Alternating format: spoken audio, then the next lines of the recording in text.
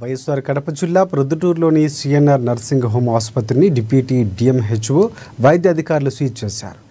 RMP క్లినిక్ల ద్వారా scanning మెషిన్తో లింగ నిర్ధారణ పరీక్షలు చేస్తున్నట్లు సమాచారం అందడంతో జిల్లా వైద్య ఆరోగ్య శాఖ అధికారులు ఆకస్మిక తనిఖీలు చేశారు.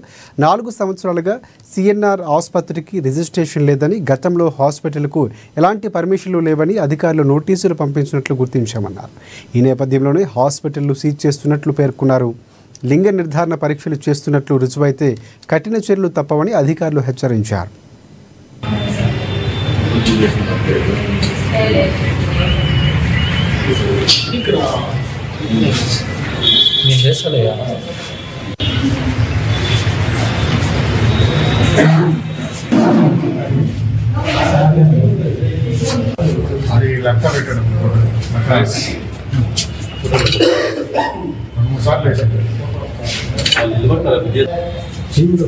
చూస్తాను.